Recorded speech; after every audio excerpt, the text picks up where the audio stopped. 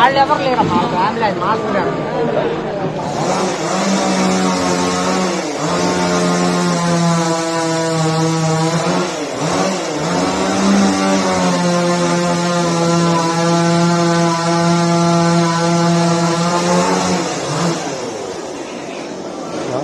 తొందరగా కెమెరాలో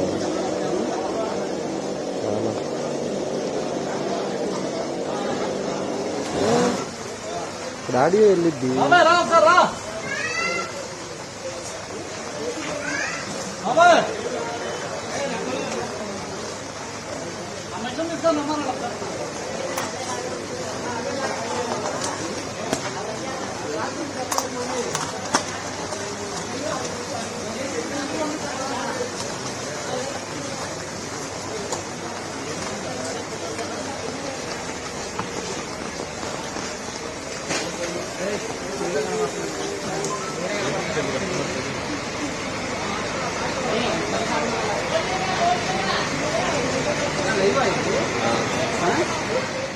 గత 40 సంవత్సరాల్లో లేనంత వాన ఇక్కడ కురిసిందని పెద్దలు చెబుతా ఉన్నారు. దాంతో కొండ ప్రాంతం కూడా ఒక పెద్ద కొండ చర్యకి పట్టడం జరిగింది.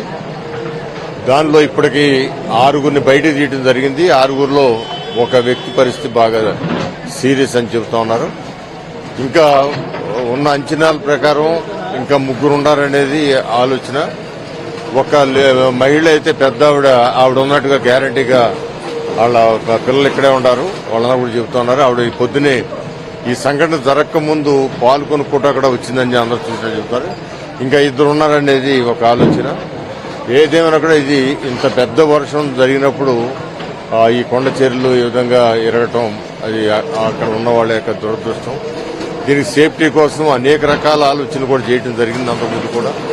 అంతకుముందు ఇక్కడైతే ఇల్లు కట్టవద్దు అని కూడా చెప్పడం జరిగింది. అయినా కూడా వాళ్ళకున్న ఆర్థిక పరిస్థితులు, ఎక్కడ స్థలాలు దొరక్క వాళ్ళ పేదరికం ఆ విధంగా ఆలోచన చేసి కట్టుకోవడం వాళ్ళ ప్రాణాల మీదకి వచ్చింది.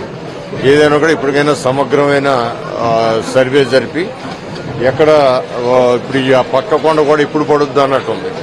అక్కడ ఉన్న ఇళ్ల వాళ్ళు మేము చాలా సంవత్సరాల నుంచి ఉంటున్నామండి, ఇబ్బంది ఏముండదో నాకు చెబుతా ఉన్నారు. కానీ పడిన తర్వాత ఏర్పడే విషయం వేరే సంగతి ఉన్నా ఏదైనా ఇది దురదృష్టమైన సంఘటన.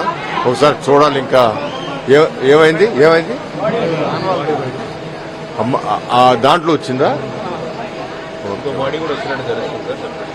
అదే ఇంకా 3 ఉన్నట్టు అక్కడ ఆలోచన ఉంది. అవన్నీ ఒకసారి చూడాలి సార్. అంటే కొండల మీద సుమారు 50,000 పైగా కుటుంబాలు ఉన్నాయండి. అందరికీ ఇలాంటి ఇబ్బంది లేదు. కొన్ని చోట్ల ఒక 10-15 చోట్ల అలాంటి అవకాశం ఉందని ఆలోచన ఉంది. వాటిలో అక్కడ ఖాళీ చేయమని అనేకమైన ఆంక్షలు పెట్టినా కూడా ఏదో టైంలో వచ్చి వాళ్ళు వేసేసుకుంటా ఉన్నారు. సో దాన్ని ఈసారి సమగ్రంగా ఇది చేసి కొంచెం పరిశీలన చేయాల్సి ఉంది.